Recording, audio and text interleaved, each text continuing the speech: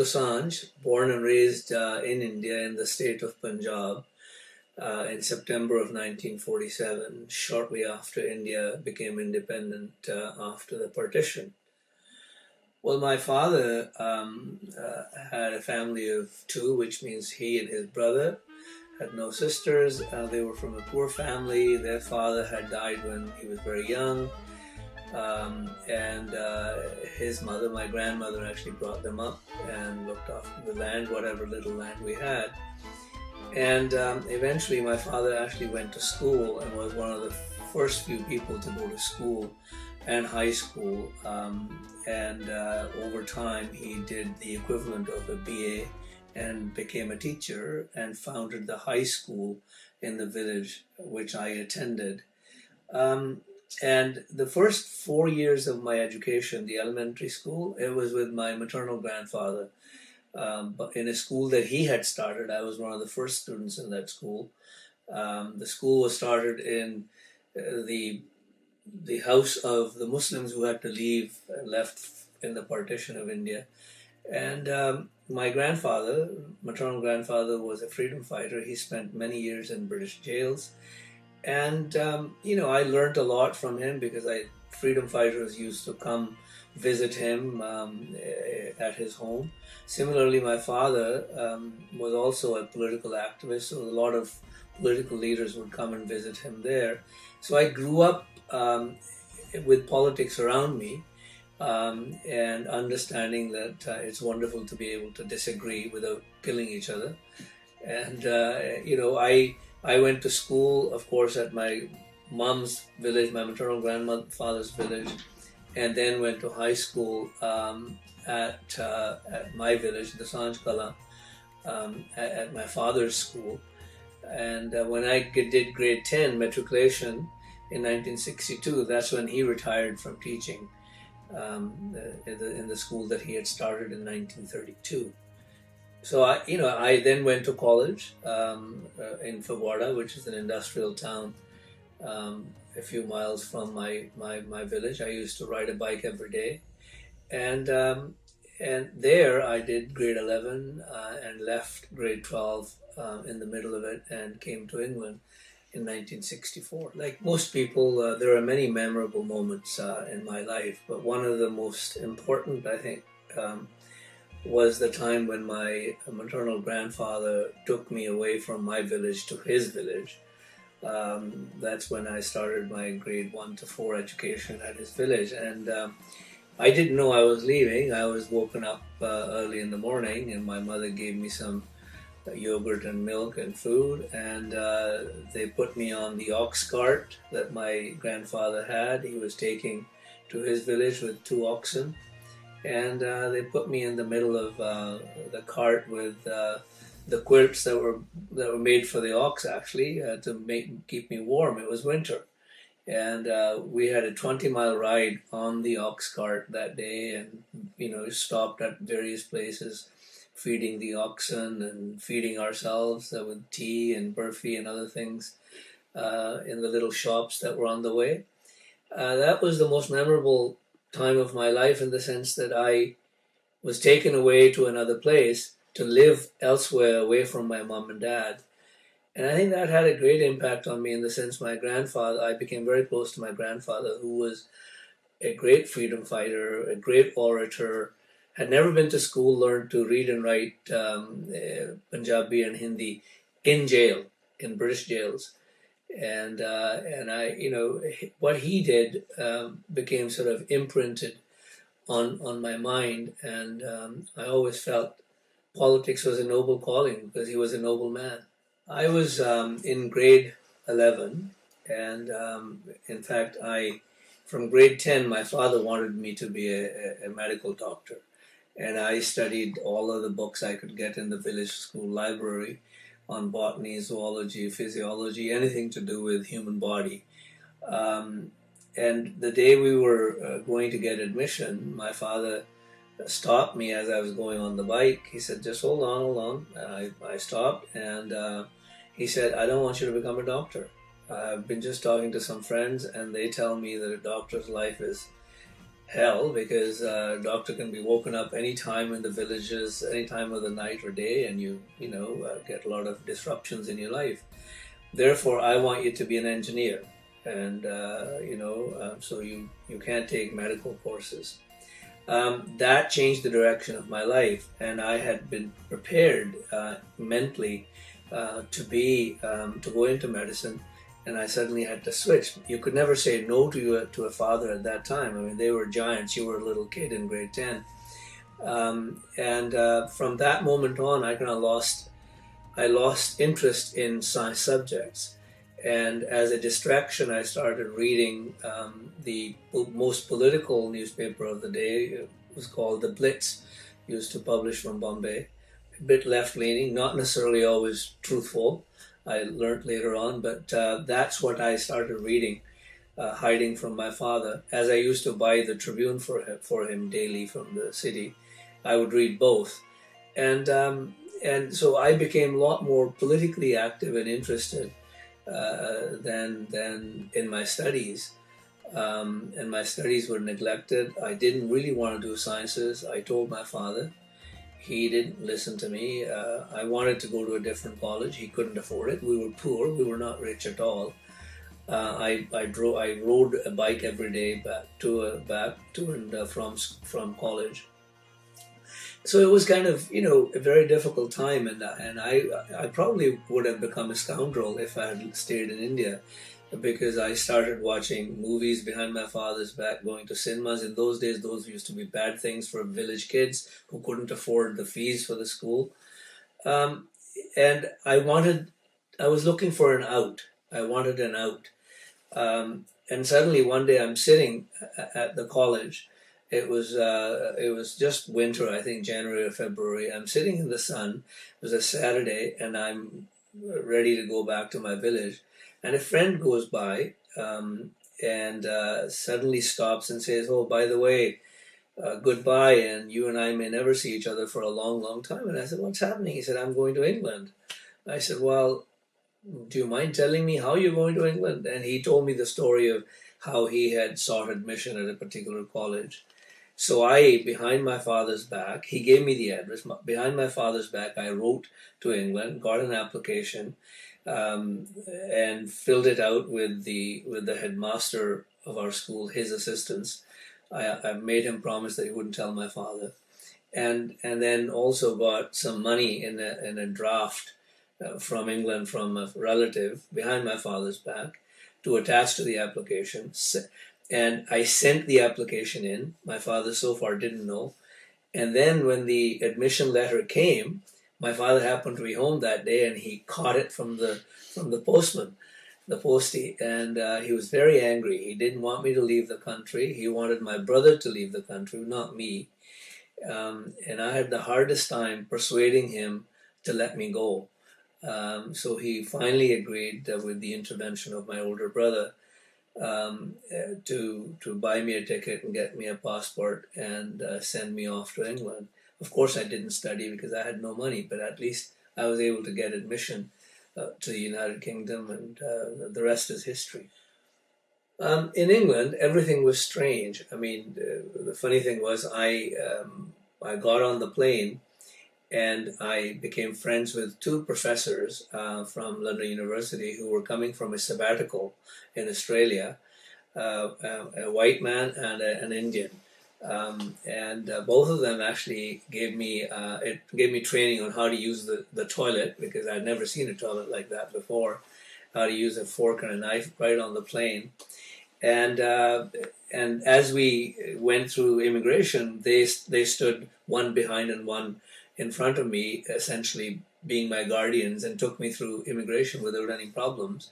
The same day, a plane load full of students coming from the same college were turned away from the airport. And I was just lucky that I was allowed into Britain. And as I landed in Britain at the airport, the funny thing was, I couldn't tell one white person from another. They all looked the same. I'm sure they have the same experience going into places like India or Africa.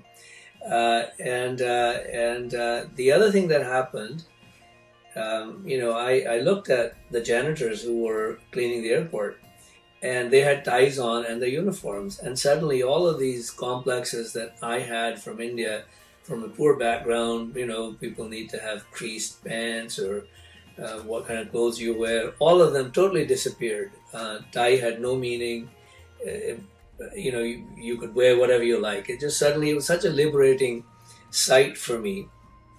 So all the complexes that I ever had disappeared that in that one sight. And then obviously my first cousin was there, and I accompanied him. There were all kinds of stories that happened en route to Bedford. Bedford was the town that he was living in. And then I found a job in Derby at a goods yard, a railway goods yard, um, uh, shunting the trains, breaking up the trains and then remaking the trains, which was hard for a scrawny kid like me, but I persevered. From there, I decided to go back to night school, and I came back to Bedford. And then, I was making a lot of money in the railways. Once I quit that job because I couldn't study with that job, I was making 1/3 the money in the jobs I had when I was going to evening classes in Britain, trying to get some O levels done. And I couldn't get any A levels done because it needed more time and study. And I tried to apply for a university. They said they'll take me to do my BA. The problems were, one, I had no money. Two, they said the requirement was that I had to do British history O level. Along with the other stuff I had, they will accept me. I looked at British history O level. I couldn't tell one King George from another, one Queen Elizabeth from another. It was totally alien to me, and I became frustrated. And just about that time, I had worked in the car parts factory. I worked in a factory making crayons. I made crayons. I had worked before in the railway, and then I actually edited a Punjabi weekly for about 12 weeks in London. I was the assistant editor because they wanted me. Some friends had set up a paper. And it was there that, Enoch Powell had been making speeches, the Rivers of Blood speech that he made about expatriating immigrants back to their homes was around the time I left. And I was looking for an out from Britain because I wasn't going anywhere. And the funny thing was, when I was, I used to have the paper published in central London. So I would take the paper in hand and go by the train. As I was walking in Grosvenor Square, I see the sign for Canadian High Commission. My aunt was here. She had come here in the 50s, my mom's youngest sister. And I had read about Canada. It was a beautiful place. And I suddenly decided to walk into the Canadian High Commission. In those days, nobody used to come to Canada from Britain. They all thought it was a place that nobody wanted to go. And I walk in, and the two immigration officers were sitting, twiddling their thumbs, doing nothing. And they said they'll do an interview right now if I filled out the application. So I filled out the application. They did an interview. They said, "You got provisional approval, bring us the documents. Here's your medical, go get that done." And within about 3-4 weeks, I had a visa to come to England. And that's how I came. Around the same time as Enoch Powell was trying to kick immigrants out of Britain, I kicked myself out and came to Canada. It was just a sheer coincidence. The day I landed in Canada, it was May of 1968, and I remember it was a beautiful day. It was the small old airport at that time, and a 2-lane road, 1 lane either way, and my uncle picked me up, and I came home, and I looked at the surroundings. You could see the ocean from the airport. You could see the mountains and green everywhere. It was just beautiful, and I decided that day it's either Vancouver, British Columbia, for the rest of my life, or back to the Sanjkala. Because either way, I wasn't going to go back to Britain. This was a far superior place in terms of the material wealth and the natural beauty of the place. And that's how I felt grounded. When I came here, it was home. And I started working in the lumber mill as an industrial first aid attendant. I had to do that course. My uncle got me that job. I tried looking for other jobs. I was either underqualified or overqualified, so lumber mill it was. I was pulling lumber off the green chain, and I hurt my back in the process. And with the back operation that happened in 1970, I could never go back to work on the chain because it was heavy. And I was already going to night school, working in the mill, doing my courses for my BA, and then I just went full time. And my brother supported me. And before I finished my BA, I found my wife, and I got married to her. We met at college, Langara, when I was doing my BA. And I was at SFU. I hadn't finished my BA. We got married, and the rest is history about us. And then she supported me. I went into law. I did, after SFU BA, I did law at UBC. Had 3 children. Two were born actually as I was still trying to complete my law degree. The third was born actually a few days before the 1979 election, the first election I ever ran in. And I got into politics because I was in the lumber mill, and the IWA, International Woodworkers of America, at that time used to need people who spoke English reasonably well, and which I had simply learned listening to BBC radio. I didn't go to school to learn English. I, had whatever English I had from a village school in India. But then one thing led to another. The IWA took me to the NDP nomination meeting in 1969. I was able to vote because I was a member of the union at a nomination meeting, and I became a member. And then eventually in 1979, some people talked to me, and they wanted me to run, and I ran. And I lost 79. I lost 83. 2 elections. In 84, I tangled with the extremists, and that took about 6-7 years of my life.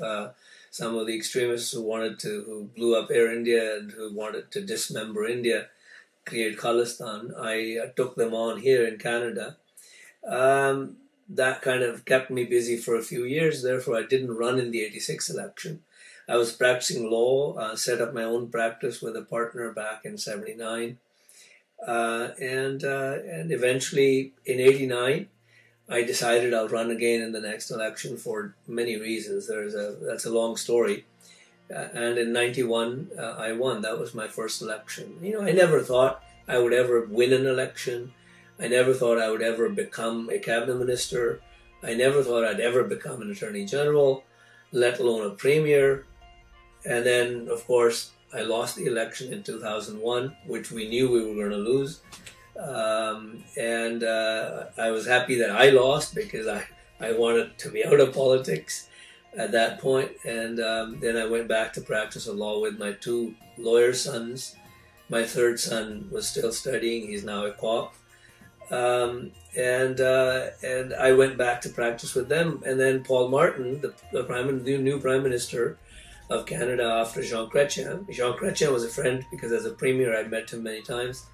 And Paul Martin I knew. He came calling and said, would you run with us federally? And I said yes. And then of course, had the privilege of serving in his cabinet as a Minister of Health for the country. So my life has been, it's been a dream. Not a dream that I ever dreamt that it would happen, but it's been like a dream to a little kid from the villages, from the dusty village and the dusty roads, going to the Parliament of Canada, sitting in cabinet federally, or being the premier. It's been wonderful, and it's been a good life. But I got into politics because I believed social justice and equality is important, social justice is important. And I didn't go into politics to be something or somebody. And whatever I became was just a byproduct of why I went into politics. Canada's been good to me. It's been good to my family. My whole family is here now, aunts, uncles, brothers, sisters. It's a great place, but it's still not a perfect society. It's a great society, not a perfect society. And that's why I got into politics to make sure that we have equality and social justice. And there are lots of things that still need to be done. And I think as Canadians, new Canadians, we have a special obligation to make sure that we work to make Canada a more perfect society. And one of the things that stands out in my mind at this point, after the gay and lesbian equality that's now been achieved in Canada, generally speaking, violence against women still persists. Our Aboriginal communities are still suffering. We've made a mess of their lives as a society. I think we, the immigrants, who are visible minority immigrants in particular, can understand their plight perhaps better than others can. And if Canada is good to you, that we need to be good to the country to make sure it's a fairer, more just, more inclusive place for all Canadians, including the Aboriginal Canadians. I'm at a stage in life where I think I've tried to give back to Canada for what it did to me, because it was generous to me. But I'm now retired, and I'm now paying a little more attention to India, because India also was good to me. It nurtured me. It actually made me the kind of person I am. It gave me the grounding in ethics, morality, and politics that I have. And so I want to give something back to India too. And I'm now beginning to write blogs about India. I write about Canada. I blog at ujjaldosanjh.org, once or twice or thrice a month. And sometimes it's about Canada, sometimes it's about other international events. Quite often it's about India, because my place is the world, including India and Canada. As I said, I'm now retired. I'm now writing my memoir. Hopefully it will be published at some point. Along with that, I'm now writing a blog. I have decided that in the last few years of my life that I still am active in, I actually want to deal with India more so than any other place, because it's a place of my birth. I'm acutely aware of the difficulties it has, and I think that people like me who have experience elsewhere perhaps can make a difference as well as others. And I want to focus on corruption in India. Corruption is not just giving and taking money. Corruption is when we take our garbage, put it outside on the road. Corruption is when we promote our relatives and friends over and above others.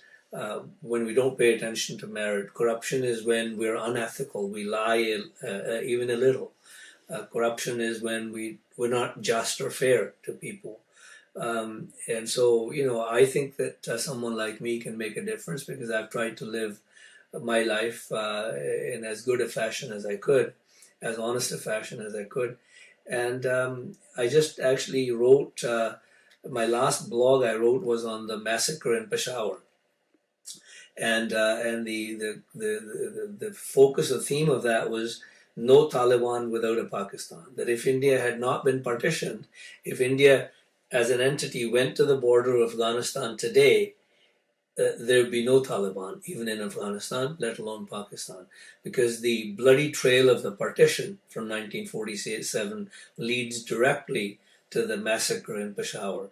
Because if Pakistan didn't have the madrasas, if the US didn't support the jihadis, if Pakistan didn't support the Taliban in Afghanistan, if there was no Pakistan, there would be no Taliban. And so I'm more worried now about what I left behind. I'm here, this country is my country, Canada. It's the country of my children and grandchildren. They know no other country, but I do. Therefore, I have an obligation now that I'm kind of finished with the partisan politics in Canada. I have an obligation to pay back to the subcontinent as much as I can. And that's where my focus is.